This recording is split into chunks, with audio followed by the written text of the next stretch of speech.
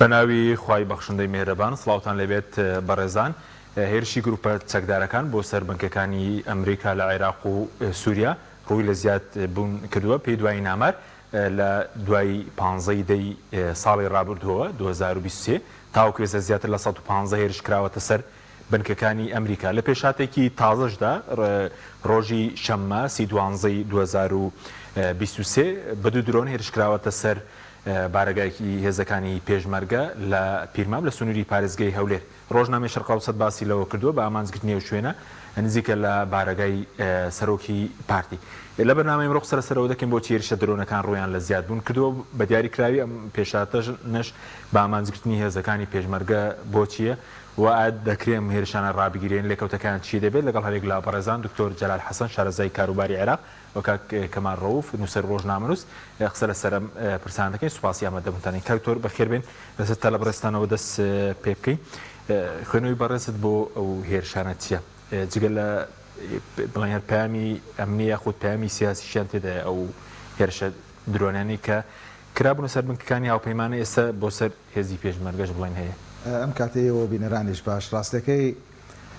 هەم بابەتانە پەیوەندی بە سیادەی عێراقەوە هەیە کە تا ئێستا سیادەی عێراق لە دوای 2023 جۆرێک لە کەم و کورتی پێوە دیارە تا ڕادەیەکی زۆر توانین بڵێن عێراق سیادەی تەواوی نییە بەسەر خاکی خۆیان و بەسەر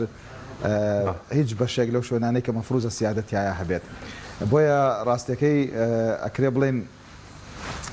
ئەوەی کە هەیە هاوکێشەیەکە ئەم هاوکێشەیە توانین بڵێن تێکەڵەیەکە لە هاوکێشەی ناوخۆی ناو لایەنەکانی تەبەنەوانی کە ئەم با بڵێن تۆبارانی ئەم شوێناناکەن و بە ئامانجیان نەگرن هەم شوێنە ئەمریکیەکان هەم شوێنە کوردیەکان بنمونە ئەتوانین بڵێن لە ناو خۆیانە چەند گروپێکن ئەمەی کە ئاکرێت لە ڕاستە جۆرێک لە سێراوە ململانەیە لە ناو خۆیانە و جۆرێک لە سێراعی ناوخۆیشی تایە وەکو ئەحزابی شیعی لە ناو خۆیانە و جۆرێک لە ململانەی کوردی عێراقیشی تایە و جۆرێک لە ململانەی هەرێمیشی تایە یعنی بەرژەوەندی کۆمەڵێک لایەنی زۆری تایە ئامانجی سەرەکی لەم هێرشانە ئەوەیە کە مانەوەی ئەم گروپە چەکداریانە درێژتر دەکاتەوە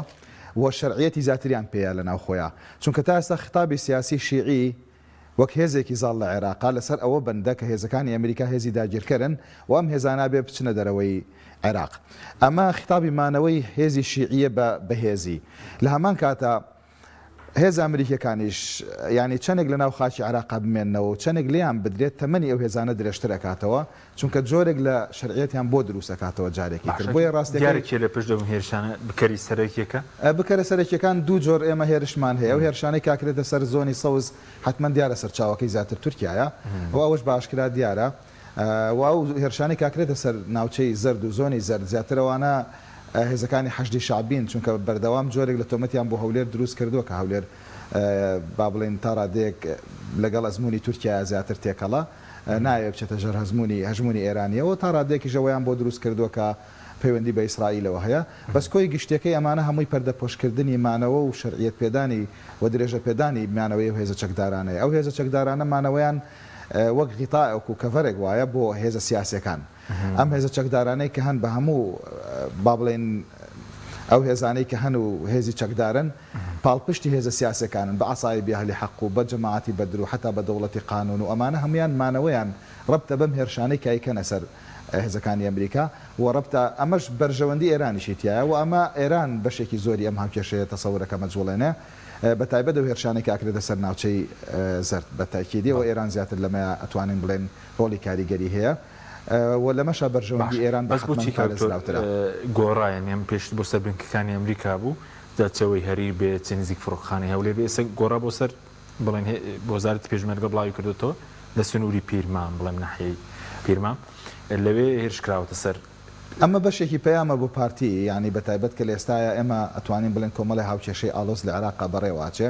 و پارتی بەشێکی زۆری تایە دەستی هەیە بە نمونە یعنی ئێستا لەو مەسلەی ئەو مفاوەزاتانەی کە هەیە لەگەڵ حکوومەتی عێراقیا بوو مەسلەی پیاچوونەوە بە بودجە و هەندێک بابەتی ترمان هەیە لە عێراقا کاگوزارەیە توانین بڵێن ئەمە وەکو پەیامێک بۆ پارتی وایە توانن ئەوە بە پارتی بڵێن ئێمە توانین بگەنە ناو جەرگەی خاکی ئێوە لە هەر لایەکەوە بن و ڕاستیەکەی وەک پێمەتی ینی پێیان ئەسڵێکە ئەوەیە کە شەرعیەتدان و درێژکردنەوەی تەمەنی ئەو هێزانەیە ئێمە ڕاستەکەی چەندێک لە ئەمریکا بدرێ بە تەسەورەکەم ئەمریکا سوورتر بێ لە سەرمانەوە و سوورتر بێ لەسەرەوەی کە بارگاکانی درێژە پێبا تا ئەمریکەکانیش لێرە بمێنەوە حتمما تەمەنی ئەوان درێژترە بێتەوە ئەو کاتە لە انتخابات و لە کۆمەڵێک دەستگەیشتنیان بە سەرچاوە حکوومیەکان ینی زۆر سوودمەندە بن خۆتان نەزانن کە با بڵێن دەوڵەت سەرچاوەیەکی دەگمەنە لە کاتێکم هێزانش بە زۆری لە ناو حکومەت و دەوڵەتها بن حتمما ئەمەە قازانجەکانیان زۆرەکە ناتوانن دەسیلیال بگرن زۆر بە ئاسانی بۆ یاکرێ بڵێن ئەمە تەمەند درێژکردنەوەی ئەوانە سوپاس دەکەم کاک کەمال جەناب خێر بێ سوپاسیان دەکەن دەمەستەنجی بەڕش بزان بەسەر گۆڕانی بڵێن هێرشەکان پێشتر بۆ سەر بنکەکانی ئەو پەیمانان بوو ئەم جارە بڵێن لە پیرمام پێشمەرگە بامازگەرەوە شەق لە سەد باسی لەوە کردووە نزیکە لە بارەگای سەرۆکی پارتیژە و شوێنە کە بە ئامانجگیراوە جەناب چی لێ خوێنی و پامی پێش دەو هێرشانە وڵا دیارە دکتۆر باسییان دەشتی کرد من پێم وابێت شەڕێکی بە وەکالەت لە منتیقەکە هەیە ئەم شەڕ بە وەکالەتە منتقی هەمی گرتوۆ نەکەر هەرێمی کوردستان یاخود عێراق و ئەم شەڕ بە وەکالەتە بوردە و دەخەریکە ڕوەکاتە کوردستان چکە ئەمدا بەشبوونی کە لە هەرێمی کوردستان هەیە بەسەر جەمسەرەکانە بۆ خۆی واکات کە زەمینە خۆشکات ئەم شەڕ بێتە ناو هەرێمی کوردستان من پێم وایە پێشەوەی لەسەر ئەو وەڵام پرسیارەکە جەنەت بەمەوە شتێکەیە کە زۆر گرنگە ئەوژەوەیە کە ئەوانەی کە ئۆپۆزیسیۆنن ئەوانەی کە نیگەرانن ئەوانەی ڕەخنیان لە دەسەڵاتەیە ناکرێت ئەم هێرشانە مەسەن دڵخۆشمانکە بۆی کە ئەما بێتە فریادڕەس و ئینقازکردنی ئەم دۆخە چەق بەستوی کە لە هەرێمی کوردستانەیە من پێم وابێ ئەمە پێش هەموو شتێک پێشێلکردنی سیادی هەرێمی کوردستانە و ئامانجی لێدانە لە هەموو قاری هەرێمی کوردستان چکە هەیبەت و بوونی ئەخاتە ژێر پرسیارەوە و ناکرێت ئێمە ئەگەر لە سلێمانی بات پێمان خۆش بێت واگە لە هەولێریا پێمان ناخۆش بێت واگە درۆن لە سلێمانیا بە پێچەوانەوانەیە پێمان ناخۆش و لە هەولێریا پێمان خۆش بێت من پێم وابێ ئێستا جۆرێک لەو پەیاما بینم بە تایبەتی لە هەندێک میدیا بۆ نمونە جۆری لە شەرعێتە دەن بەم لێدانانەی کە تورکیاڵەوە تا لە ئاغزلەریاوە ئەگەر بەهانەی نییە بۆچی لێ ئێدا ئێم پرسیارش ئەبێ بە هەمان شێوە ئەگەر لایەنە شیعەکان بەهانەیەکیان نییە بۆ لە پێشمەرگایە بۆ لە منتیقانەیەکەم وەکم دکتۆر فەرمووی زۆنی زەردە من پێم وابێت ئەبێت لەم خیتابە دوورکەوینەوە پێش هەموو شتێکە بێ پێمان وانە بێ ئەم خیتابە بە خزمەتی لایەکە بە ئەمە لە دژی هەموو ئەو قواری هەرێم و دژی هەمووی نەکانە پاشان ئەوەی تر کاڵێم یەمنە سەری وەکاکە ئێمە ئەم ئیداری هەرێمی کوردستانە بەس پارتی و یەکێتی کە ئیداری سەرەکی ئەم وڵاتیان بەدەستەوەی خۆ بەس تورکیا و ئێران لیان نیگەران نییە هاوپەیمانەکان لیان نیگەرانە شەقامی کوردی لیان نیگەرانە کورەهێزی پێشمەرگە لیان نیگەرانە یعنی هەموو ئەمانەوە کاکە هەش چۆنێک دەست بجوڵێنی توانێت مەسەن لایەکە توانێت زەفەر بەم قوارێ بەرێت ئەوەی کە نقطە زوعفی ئەم قوارێ پارتی و یەکێتیە پێشەوەی ئەمە بگەڕێن ئەم غەڵەتەکان بکەین بە عەلاقەی ئێرانە تورکیاوانە ئەوە پێما بێت نقطە خاڵە لاوازەکەی هاوپەیمانەکان زیاد لە دەوری ساڵێکە پیانڵێن ئێوە ئەم هێزی پێشمەگەی بەم شێوە هەتانە بەرگە ناگرێت توانای داکۆچیان نییە چەکتان ناینێ هاوکارەکان کە لە مانگی 24 میلیۆن دلار و خۆراکی 35,000 پێشمەرگە لێتانە بڕین چەند جار تادیدیان کردن تا ئێستا جوابیان نێونەتەوە پیان دەڵێن ئەوە گەندەڵی هاتوۆتە سەر تەوقی سەران ئەم گەندەڵی ڕاگرن دەست چاکیکەن چاکی ناکەن پیان دەڵێن ئێوە ناکرێ ئاوهی دەستبەرن بۆ گرتنی ڕۆژنامە نووس بە بەهانەی بیان بنە ناو زیندانەکانوانێ و محکەمە لەسەر محکەمە بیان تازەکەنەوەنێ و بە جاسوسی ئێمە لە قەڵەمیان بن کە ئێمە هاوپەیمانتانین جویان لێ ناگرن لە حاڵەتێکی وە تۆ دیقەت بە مەسەن کە لێدا بەدەمەوە هاتن هەیە ناخێ بەدەمەوە هاتن نابێت داوایان لە سوودانی کردبوو داوا لە هاوپەیمانان دەکەن نەک بەدەمەوە هاتن نابێت کاکە ینی تۆ سیرکە ئەمان هەندی قسەیان کردووە بە کوتەبێژی حکوومەت ئەوان بەڕسمی زۆر خراپ جوابیان ناونێتەوە ینی کار خەریکە لە وردەوردا بەم ئینادە سیاسیە بەم لودبەرزیە سیاسی کە هیچی لە ئێسانیە هیچی نییە هیچ پێ ناکرێت موچەی پێدابین ناکرێت خەدەماتی وەستاوە هەموو چاوی لەسەرەوەی کە حکوومەتی عێراقی 700 ملیارەکەی باتێ بۆی ژیانی سیاسی و ژیانی کۆمەڵاتی ببرەکە ئەم لودبەرزیە چیە کاکە ئەم خۆ بە زلزانیە چییە تۆ هیچ پێ ناکرێ تۆ دوو هێستان پێەیە بە هەزاران 100,000 چەگار 200,000 چەگار لەم لا ڕاتان کردووە توانای پاراستنی خاکێرێمتان نییە ئەی ئەم هەموو چەگارەتان بۆچیە کە توانای پاراستنی خاکتان نییە نە لە بەردەم داعشا نە لە بەردەم حەشدی شعبیە نە لە بەردەم کەرکووکە ئەی تۆم هەموو هێزە چەگارە بۆچیە کاکە خاڵی لاوازی ئەم هەرێمە پارتوێکێتیە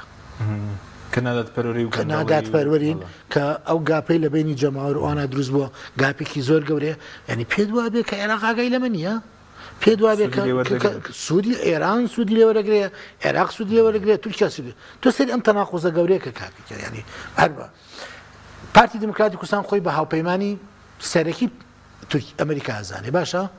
بەڵام لە سووریا دژایەتی گەورەترین دۆستی ئەمریکیەکانەکە دەجاریان پێگوتون کاکەوانە دۆستی ئێمەن دژایەتیان مەکەن باشە حکومە پارتی یەکێتی نیشتمانی کوردستان خۆی بە هاوپەیمانی بە تورکیا ئازانێ ئێران ئەزانێت بەڵام لە سووریا بە پێچوانە کۆچێ دامی کوردەکانی سووریاکە ڕێک پێچوانەکە ئێرانە ئێران لە سووریا دژی کوردەکانی ڕۆژاوایە یعنی لە ئێمە لە ناو تەناقوزاتێکی زۆر گەوراژین ئەی ئەم ئیدارەیە بەم عەقڵە ناکرێ بەم شێوە ئیدارە ناکرێ ئێمە کەوتونیتە بەردەمی مەترسیکی زۆر گەورە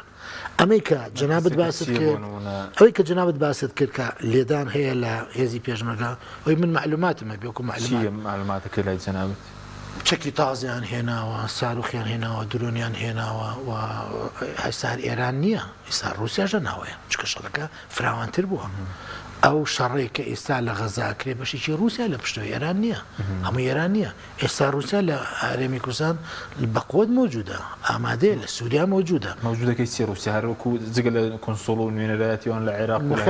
نەخێر پەیوەندێکی زۆرتر دروست کراوە ئیش لەسەرەوە کرێکە ئەوانیش سامیان هەبێ لەم کێکەی کە لێرە هەیە و کەس خاوەنی نییە لەم گەندڵستانی کە دروست کراوە ئەوانش سامیان وەجگەلیانی لەیانێ تەوازنی هێز بگۆڕن بە قازانجی خۆیان چکە ئەمەی ئێرە کاریگەری بێ لە سەر سووریاوەی سووریا کاریگەری بێ لە سەر ئەوەی کە لە ئۆکرانیا ڕۆدا هەمووی و خزمەت بەس باز دەکەن ئەم جارە لەبەرەوەی کە نزیک بڵین بارەگای پارتی و سەرکی پارتی بە ئامانزیرەوە بەیاننامەی زۆر هەبوو پێشتر بڵین ناوچەکانی تر هەبوو بەیاننامە نەبووکو هەولێر هیچی دەخوێنیتەوە ئەم جارە پامەکەی ڕێک بۆ دەسەڵاتداران پامێکیان نردووە بۆ بەغا پامەکان زۆر خراپگەیەوە جوابی خراپیان وەرگتوێتەوە مەسم درۆنەکانە بەڵە درۆنەکانەوە پامێکیان نردووە بۆ هاوپەیمانەکان و پەیمانەکان خۆشیان بردومانەکرێن یعنی چی ئەو پەیمانەکان خۆیان بردومان ناکرێن پارتی پامێکی نردووە پامەکەی چییە؟ پامەکەی وێ کە مان پارێزم لەم درۆنانە چکە ئەمە ینی ڕووداوێک نییە کە ڕووی داوێت و کۆتایی هاتبێت ئەمە ڕووداوێکی بەدوایەت و ئەمە بردومانیکەی بەدوایەت نەکەرەوەی ئەوەی هەموو کوردستان کە بەخزم لە سلێمانیشە هەموو لایەک چاوێن لەسەرەوەی عێراق بە جۆری جۆرەکان ڕوو لە پشێوی کات ئەم پشێوی هەریەکان سامی گەورتی بێت تورکیا ئامادەسازی تۆ گوێ لە سەرۆکی تورکیا بگرە بە ئاشکراڵە ئێمە ئامادەسازیەکەین لە بەهاری ئایندا هەموو ئەو ئۆردوگا و پێگا سەربازیانی هەمانە تۆکمەتریەکەین و ڕێگاوبانمان دروست کرد و واکەین ئەوان چیان لەسەر کە عێراق تێگەچێت دۆخینەوە عێراقیش باش نییە جا ئێمە کورد چونەتە زاویێکی خراپەوە لە هێناول هیچ ئەو معادلانانین ئێمە نەپرسمان پێکرێت ئێمە نەمساهمێکی گەورەمان پێکرێت چکە بۆ هێزیەکەمان هێزێکی فشەڵەوەکو هێزەکانی کوردی سووریا نییە ئەوانە لە ناو معادلەکان ینی سامیان هەیە قووەتیان هەیە و هێزەکانیان هەیە ئێمە لەمە چونتە دەروی قەوسەکە بەداخەوە و ئەسبابەکەشی و پارتویەکێتی جوانەکە دێمە خزمەت کاکتۆر سەبارەت بە ئەم شەڕە بڵین شەڕی درۆنە کاتوتە هەرێم هیچ پەیوەندێکی بەوەیە کە دەسەڵاتداران هەرێم هاوسەنگیان ڕانەگرت پێ لە بینی ئێران بێ ئەمریکا بێ تورکیا بێ ینی بۆی کە ئەو درۆنانە لە هەرێم دوور بخرێنەوە خۆی کە باز لە دەسەڵاتدارانی هەرێمەکرێ عادەتەنە باسی پارتی وەکێتیەکرێ ینی ئەوەی کە ڕوون و ئاشکراشە هەردووکیان جۆرێک لە پەیوەندی تایبەتیان هەیە بە هەندێک دەوڵەتی تایبەتەوە یعنی ئەوە نیە باز لە دەسەڵاتدارانی هەرێم و حکوومەتی هەرێمی کوردستان بکەین ئێمە دەمێکە باسیەوەکەین کە لە ڕاستیە ئەوەی کە کوردستان دابش بۆتە سەر دوو زۆن حکوومەت و پەرلەمانی بە شێوازێکی تەواو پەک خستووەوە شەی بینین کە ئێستا حکوومەتێک هەیە کە تا ڕادێک ماوەکەی بەسەر چووە و لە هەمان کاتە پەرلەمانێکت هەیەکەوە بڕیاری دادگای اتحادی هەڵوەشاوەتەوە پەرلەمان لە ئارایە نییە مانای وایە ئەوەی کە تۆ هەتە ئێستا ئەتوانین بڵێن حکوومەتێک کە زۆر لاوازە دەسەڵاتی نییە تەنانەت موچەی خەڵکی پێدابین ناکرێ دوو حیزبیشت هەیە کە هەردووکیان بەهێزن هەردووکیان ئەعلامی گەورەیان هەیە کە بەڕێواچێ بۆیە ڕاستیەکەی من پێم ینی تەواو نییە لە ڕووی واقعیەوە کە باس لە دەسەڵاتدارانی هەرێمی کوردستان بکەین بۆمانە ئەمە باسکەین کە دوو زۆنمان هەیە هەردووکیان پەیوەندی سەر بەخۆی خۆیان هەیە لەگەڵ دەوڵەتی ترا و حتمما ئێمە خۆمان باشکرا گیراوە لە بین ئێران و ئەمریکا بێت تورکیا تۆ هاوسەنگی چی ڕاگرێ خۆی هاوسەنگی لە با بڵێن تۆ دەوڵەتێکیش بی عادەتەن دایمەن کاریگەری فاکتەری دەرەکی لەسەرت زۆرە یعنی گرنگە تۆ بەهێزبی لە ناو خۆیان بۆیە بتوانێت ئەو کاریگەریانە لەسەر خۆت کەمتر کەیتەوە بە ئیجابی کاریگەری لەسەر دەرەوەی خۆ دروستکە ئەگەر دەوڵەتیش بی ئێمە هەرێمێکین کە دابش بوون لانی کەم بەسەر دوو ناوچەیە ئێستا ینی بەسەر دوو زۆنا دوو زۆن دوو حیزبی گەورەتی ئیداراکەن حکوومەتێکمان نییە کە حکوومەتێکی بەهێز بێ و شەرعێتی خۆی وەرگرت بێ لە خەڵکەوە حکوومەتێک دەیە کە تا ڕادەیەک ئێستا حکوومەتی تەصریف عمال ئەتوانین بڵێن لە هەمان کاتە یعنی حکوومەتێکت هەیە کە هیچ ماکێکی بەهێزی خۆی تیانە ماوەتەوە یعنی بۆ نمونە نەوتی لە دەستداوە توانای دانوستانی کەم بۆتەوە و پەرلەمانی لە پشتەوە نەماوە ئێمە دەمێکە هاواریە واکەین ئێمە ڕاستیەکەی ئەبوایە حیزبایەتیمان لەناو خۆمانە بەهێز نەکردایە ئێمە ئەبوایە حکوومەتی هەرێمی کوردستان و پەرلەمانەکەی ئەوەندە بەهێز بوونایە کە ئێستا لە بری پارتیوێکێتی ئەوان لە دانوستان بواە لەگەڵ دەرەوە ئێمە باسمان لەوە بکردا بمان و تا ئایا حکوومەتی هەرێمی کوردستان ئەتوانێت چی بکە لەم بابەتانەیە لە قەزەی درۆنەکانە ئێستا بە ناچاریە بێ بڵێن کاکە ئایا پەیوەندیەکان کە باز لە باڵانسی پەیوەندیەکەی ناتوانانی باز لە باڵانسی پەیوەندی هەرێمی کوردستان بکەی ئەوە نەیە بێ باز لە باڵانسی پەیوەندەکانی یەکێتی و پارتی لە دو زۆنی جیاوازە بکەین کە ئەمە لە ڕاستیە ئەگەر ئیزافەی کەیتە سەر هەموو ئەو لاوازیانەی تر کە هەمانە لە ڕووی بوونی گەندەڵی و لە ڕووی ئیدارێکی سیاسی خراپ لە ڕووی دوو حکوومەتی کۆمەڵشتی ترەوە توانین بڵێن ئەمە لاوازیەکی ترێتە سەر ئەوە زایدەنەوەی کە هەموو ئەمانە وای کردو کە لە ڕاستیە ینی تۆ پشگیری ناوخۆیش لە دەست بی ینی من ڕاستی بەلامەوە سەیرەکە حکوومەتی هەرێمی کوردستان و بەرپرسانی حیزبی هەڵوێستیان نییە دەربارەیەوەی کە مامۆستایان کە بناغی با بڵێن فێرکردنن لای ئێمە و تر گەورەکردنی مناڵەکانمان لە ژێرسایی ئەوانایە ئەچنە بەغا داوای موچەی خۆیانەکەن یعنی من تێناگەم زۆر جار وتومە ینی ئیتر تاکەیدان بەوەیانەنێن کە شکستمان هێناوە لەوەیە کە ئیتر نەمانتوانێت خزمەتی خەڵک بکەین ئەبێ بەڕاستی ئەمە گەورەترین شکستەوەیە تۆ خەڵکی خۆت ئەو خەڵکی کە کاتی خۆی لە 91ەوە قوربانی بۆییت 32 ساڵە قوربانیت بۆیە ئێستا وەچێتەوە بەردەم بەغا و پێی وایەکە ئەوەی بەغا بووی نەکرا بە 30 ساڵ ئەشتوانینەوەی بڵێن ئەوەی بەغا بووی نەکرا لە ماوەی 1920 تا ئێستا ئێمە بە ئاسانی بەهۆی ئەو کاریگەریانی کە ئەم دوو هێزە دروستیان کردووە خەریکە بە ئاسانی بەغادێتە ناومان و لە کاتێکا بەغا کاتی خۆشی لە بیستەکان و سیەکانەوە تاوەکو شەستەکان و تاوەکو نەوەتیش نەیتوانی بەم شێوەیە بێتە ناومانەوە ئێمە خۆمانی نێستا داوایەکەین کە بەڕاستی ئەمە من پێم وایە یەکێکە لە فاکتەرە گەورەکانی شکستی حکوومەت وەک حکوومەتی هەرێمی کوردستان ئێمە ئێستا دوو حیزبمان هەیە ئەشتوانین بڵێن ئەم دوو حیزبە هەرێکەی لای خۆی حکوومەتە و دەسەڵاتی تایبەت بەخۆی هەیە و علاقاتی تایبەت بەخۆی هەیە و نووسنگەی پەیوەندەکانی تایبەت بەخۆیان هەیە بەڵا سوپاس دەکەم دێم خزمەت کات کەمال سەبار بە ڕاگرنی ئەو هێرشە درۆنیانە دەکرێت ڕابیگیرێ هیچ کەناڵێک هەیە چکە بازەکە و گروپە چەکدارانە بۆ نمونە نزیکن لە ئێران یاخود پێشتر وەزارەتی دەرەوەی وەزارەتی بەرگری ئەمریکا باسی لە حیزب الله و بستنەوەی و جەبا کردبوو کە ئەوان هێرش بکەنە سەر بنکەکانی ئەمریکا دەتوانێت ڕابیگیرێ من پێم وایە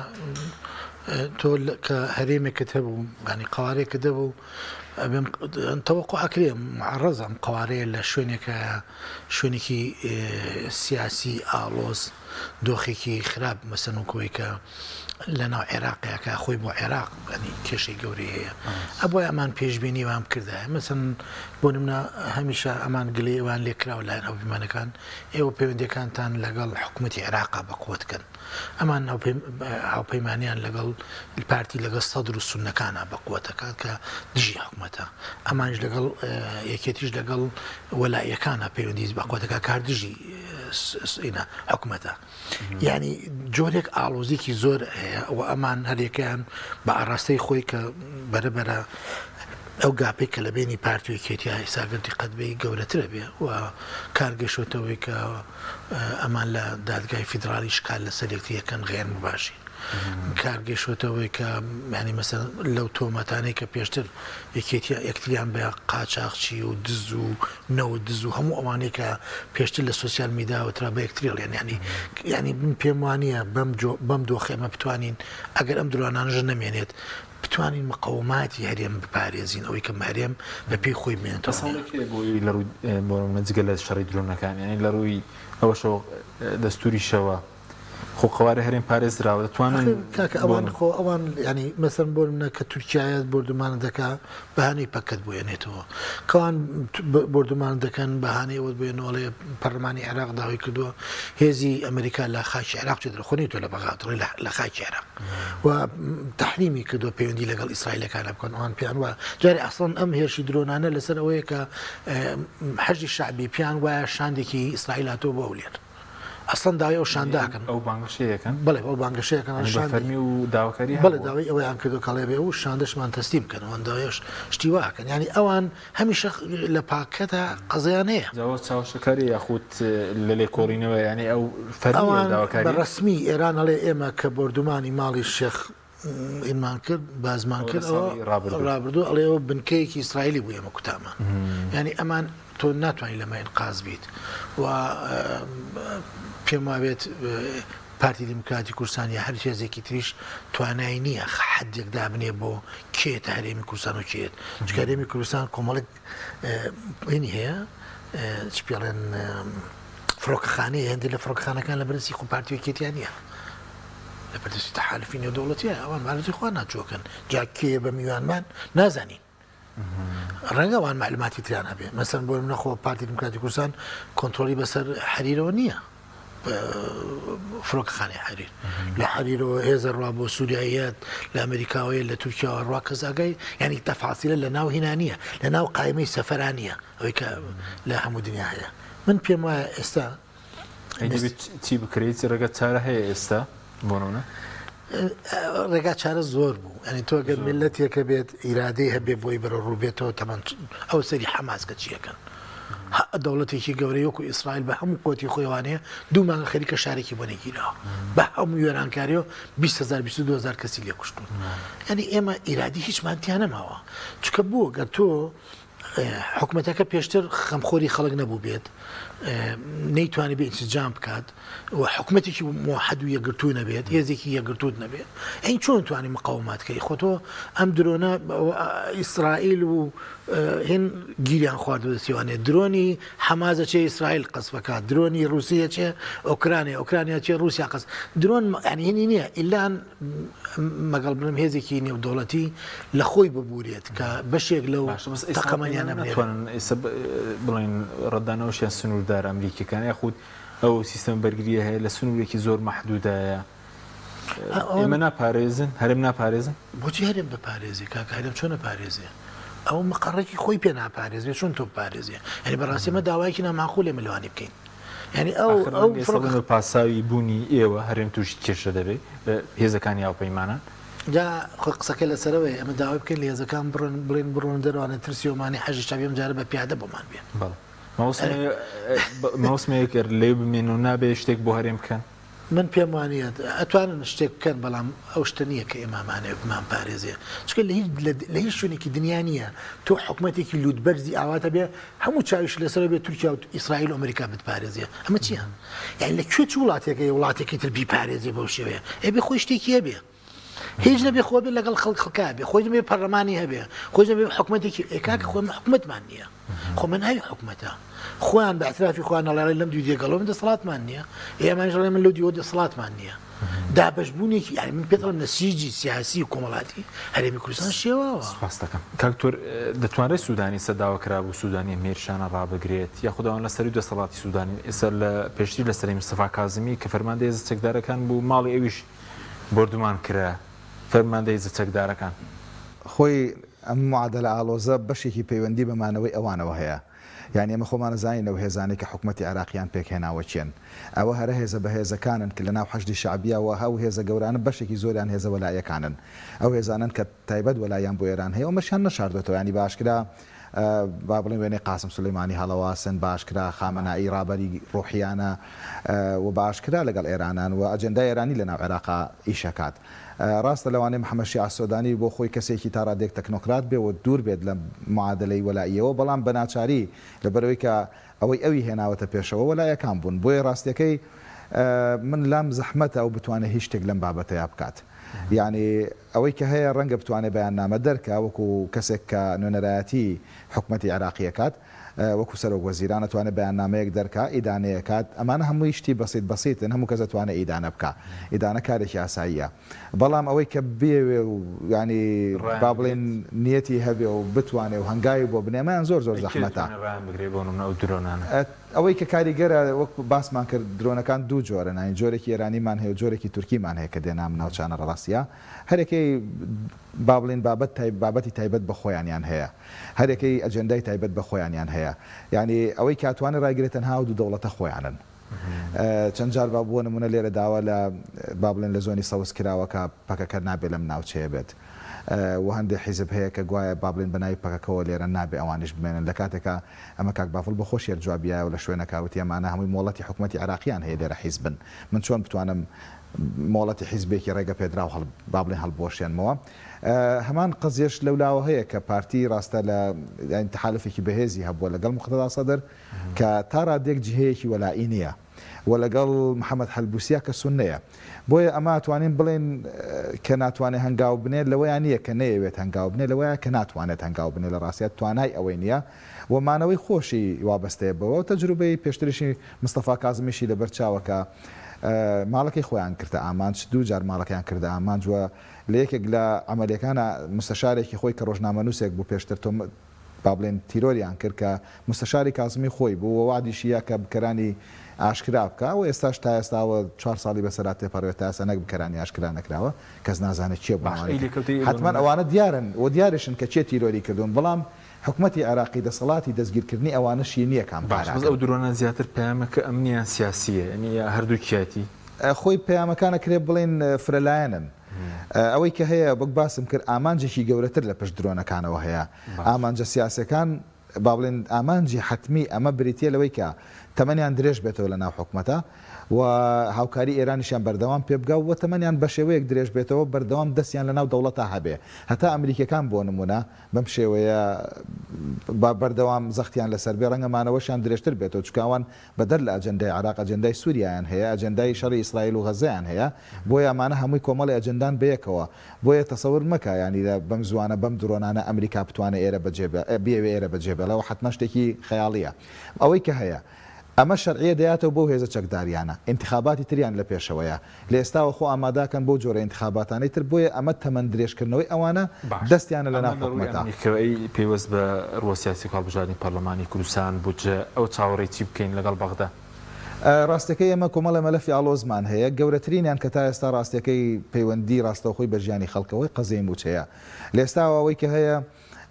با بڵێن حکوومەتی هەرێمی کوردستان بە هەردوو هێزەوە تا ڕادێکی زۆر ئامادە نەبوون بە فعلی هەنگاو بنێن بۆی کە موچە ڕاستەخۆ لەلایەن بەغاوە بدرێت چکە پێیان وایە ئەمە قواری هەرێمی کوردستان لاوازەکات. بۆیە ڕاستەکە ئەمە ینی هەنگاوێکی جدیمان نییە لەم بابەتەیە. ئەوەی کە هەیە ئێستا ساڵ ئێستا 2024 چاوەڕێی چی بکەین پێوەست بە بودجە. ئەوەی کە هەیە کۆمەڵە مفاوەزات لە ئێستا لە ئارا هەیە و لە کۆبنەوەشی لەگەڵ مامۆستایانە سۆدانی بڕیانی ئەوەی پێوتون کە لە نۆی مانگا تعدیلەکە حازرە ئەوەی کە یان موچە بۆ نمونە بکرێتە بەشێک لە بودجەی سیادیە و کاتە بێ لێ بڕین موچەی خەڵک بێت ویان بە شێوازێک تعدیل بکرێت کە لانی کەم موچەی خەڵک هیچ دەسی لە نەدەرێ. ئەمە تا ڕادێک با بڵێن هێزە دەسەڵاتدارەکانی هەرێمی کوردستان پێیان وایە زیانی بۆ ئەوان هەیە چونکە گەر موچیان لە دەستان نەمێنێ ڕەنگە زەحمەت بێتتر بۆ مەسلەی دەنگدان و ئەو بابەتانە خۆی ڕاستەکەی کۆمەڵک کێشەی لەوە ئاڵۆستریت یا ڕەنگە بەخاش بۆ خۆی ئامادە نەبێ ڕاستی ئەو موچەی ڕاستە خۆبا ینی ئەوە نییە هەر هەرێمی کوردستان چکە بەغاش ڕاستی زەختێکی زۆر زۆریەکەوێتە سەر زۆر لایانی جەستا لە کەمینان بۆەوەی کە بتوانن محەممەد شیع سۆدانی لاواز بکەن بۆی ئەمە بەردەوام بێتە خاڵێکی خراپ بەسەری و کە پارە بەردەوام شکاتی لێکراوە لە دادگای فدرالیش کە هەندێک پارە بۆ هەرێمی کوردستانە نێرێک ئەم پارانە پارەی باڵێن خەڵکی عێراق و بە زیاد راوە بە هەرێمی کوردستان بۆیە ئەمیش بەردەوام فشارێکی لەسەر ئەم نایەوێت خۆی ڕاستە خۆپارەی موچەخۆرانی هەرێمی کوردستان با چونکە لە ڕاستیان موچەخۆران ڕاستە ئێستا پێویستمان بە 940 میلیارد دینارە بەڵام ئەومان لەبیر نەچێکە لە 2016ەوە پلە بەرزکردنەوەی فەرمانبەران ڕاگیراوە کاگەر بێت و پلە بەرزکردن حکوومەتی عێراقی بیە بە ناچاری ئەبێ یەکسانمان کاتەوە لەگەڵەوەکانی خۆیان و پلە بەرزکردنەوەکانی فەرمانبەران دەست پێ بکاتەوە کە ڕەنگە ئەمە نزیکەی ئەچێتە تریلیۆن و 100 میلیارد تقریبا کە ئەمەی پارەکە ئەوەندە زۆرە کە ڕەنگە ئەوانیش تەحملی نەکەن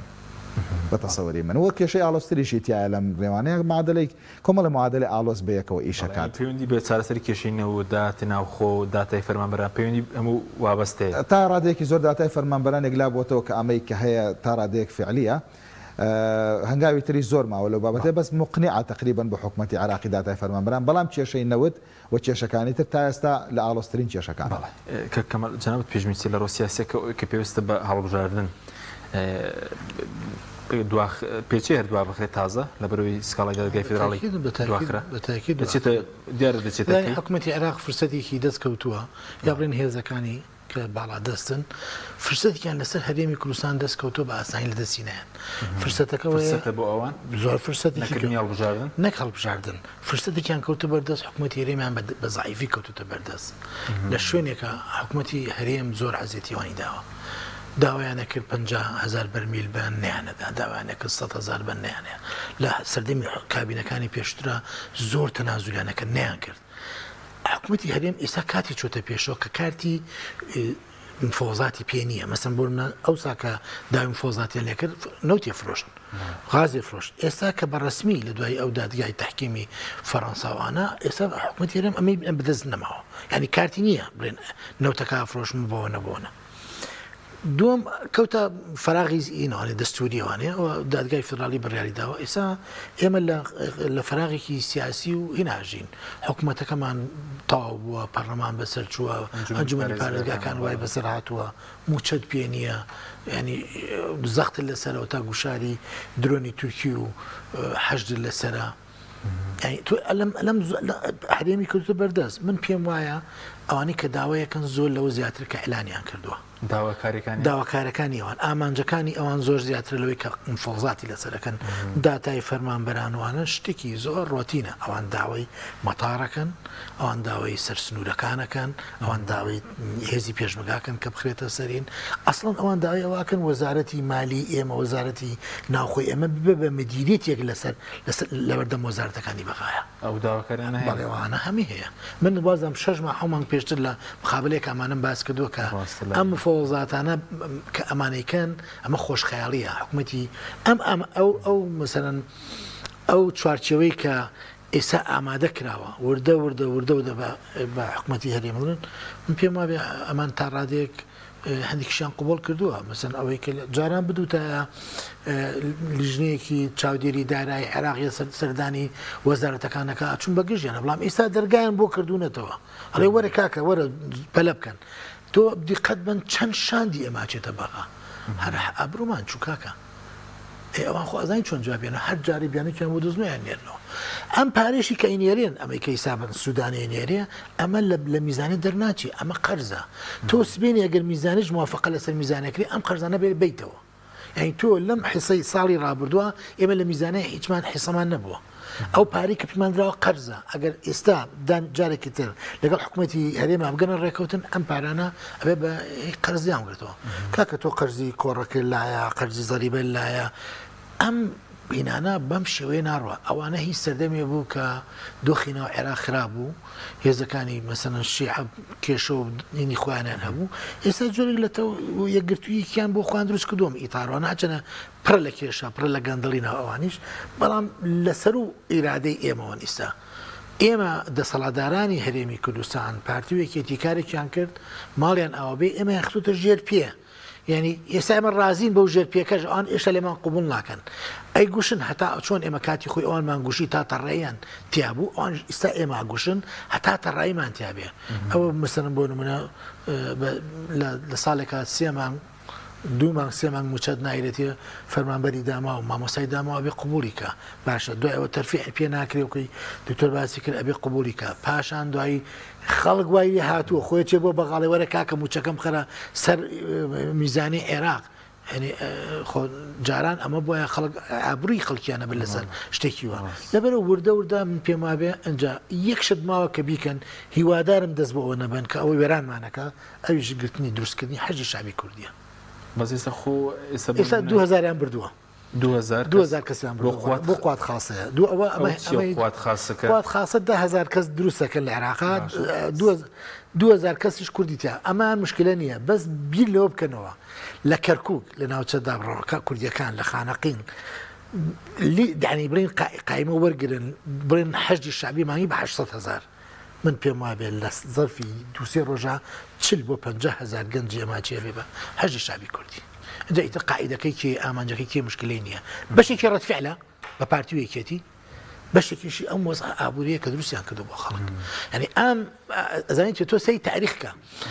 عفوم کە بامە بڵێم تخوا سەی تاریخکە زۆر دەسەڵاتی گەورە بەلەوت بەرزیەکی چکاوە الغەطرەسەی پێڵە کتێبێکی لەسەر غەطرەسە زۆربەی دەسەڵاتەکان کە تووشی ئەم غرورە ڕەهاییە ملهوڕیە ئەبن و لود لە ئاسمانەکەن ئەنشکێنێ ئێستا لوتی دەسەڵات داهێنیم شکاوە نشکاوە هێشتا بەتەواتی ماوێتی بەڵام بدڵێ ئەشکێ سپاس دەکەم کە دکتۆر چەند خولەکێکمان ماوە بۆ دۆخە سیاسیەکەش کە کەمالی باسیگە هەڵبژاردنەکان ئەگەر نەکرێ لێکەوتەی چییە بۆ نمونە لەسەر بارودۆخی هەرێم ئەگەر هەڵبژاردن نەکرێت خۆی هەڵبژاردن حتمما بەو بڕیارەی کە تا ئێستا تاخیر کراوە لەلایەن دادگای فدرالیەوە و کەوتێتەوە وا بزانم نزیکەی 20 مانگی 21 بەڵێ ینی ئێمە خۆی مەجالێک نهالێتەوە بۆی کە انتخابات دەکاتی خۆی ئەنجام بدرێ ینی زەحمەتە تەسەورەکەم چەند مانگێکی تریش دواکەوێ ئێستا دڵنیاش نین لەوەیە کە ئایا دادگا بڕیاری خۆی لەو ڕۆژەیە دەرەکاتیان دەری ناکایان جارێکتر تاخیرێکاتەوە پامی دواخستنەکە ئەوەیە کە ئێمە بەشێک لە لاوازیمان لەوە دێکە پەرلەمانمان نییە بەشێک لە لاوازیەوە لەوە دێکە حکوومەتێکت هەیە کە کاتێکەکەی بەسەر چووە ئەمە بۆ لە ڕووی شەرعیەتەوە لاوازی دەیاتی ئێمە بەدەر لە هەموو لاوازەکەیانی ترمانەوەیە کە ئێستا لە ڕووی شەرعیەتی دەسەڵاتدارانی شەو شەرعیەتیان زۆر لاوازە یعنی ئەم شەرعیەتە ئەکەوێتە بارێکە بەسەر حکوومەتی هەرێمی کوردستانەوە جارێکی تر حکوومەتی عێراقیش پێی ئاساییە ینی ئەو پێی وایە کە ئێستا مامەڵەکردن لەگەڵ ئەم دوو هێزەیە لەبەرەوەی هەردووکیان دابەش بوون بەسەر تەحالفاتە لە باشوور مامەڵەکردن لەگەڵ دوو هێزی پارچەیە ئاسانترە لەوەی کە تۆ مامەڵە لەگەڵ یەک هێزی یەک پارچەیە بکەی بۆیە زمانی ئەوەیان نییە ئەگەر هەڵبژاردن ئەنجام بدرێ هێزێک بێتە سەر دەسەڵات کە یان هێزێک بێتە هێزی یەکەم کە ئەمان ئەو زمانیان نییە کە ئێسا مامەڵە بە دوولایەنە لەگەڵاکەن و کاتە هێزێک بەڕەنگە نەتوانن زۆر مامەڵی لەگەڵا بکەن لی دڵنیانە بن تا ڕادەیەکی زۆر وە شەرعیەتی خەڵکیشی بەدەستەوەی وەڕەنگە ڕوحیەتێکی تازەی هەبێ بۆ دەسەڵات گرتنە دەست لە هەرێمی کوردستانە بۆیە مانەوەی دۆخەکە بەم شێوەی ئێستای پێم وایە لە قازانجی معادلە نێودەوڵەتەکەیە تا ڕادەیەکی زۆر و قازانجی هێزە سیاسی عێراقیەکانیشە چونکە مامەڵەکردنیان تا ڕادەیەک ڕاهاتون لەگەڵ وەزعەیە کە ئێستا هەیە بە دوو زۆنی جیاواز مامەڵاکەن بە دوو وەفدی جیاواز مامەڵاکەن هەر یەکێک لە ئەم دوو هێزەش لەو ناو معادلاتی باشوورە تحالفاتی تایبەت بە خۆیانیان هەیە بۆیە ڕاستەکەی ئەمە بۆ ئەوان باشترە ئاسانترە و شەرعیەتی خەڵکیشیان لە دەستانیە کە ئەمەش تا ڕادێک گرنگە وەک پەیامە نێودەوڵەتێکە ئێسا و پەیامە ئەگەر حکوومەتی عێراقی پەیام بە تازەترین انتخاباتی لەو 15 محافەزەیە کرد و شەرعیەتیایەوە بە ئەنجومەنەکان لە پارێزگاکانە بە کەرکووکیشەوە ئەی ئێمە بۆ انتخاباتمان نەکردووە لە 2014ەوە ئێمەوە 10 ساڵە انتخاباتمان نەکرد لە کاتێکا ئێمە بووایە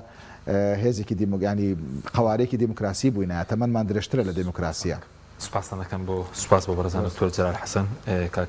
کەماڕە و سوپاسی ئامادەبوونتان دەکەم سوپاس بۆ بینێرانی بەڕێز سوپاس بۆ هاوکارانم خواتان لەوە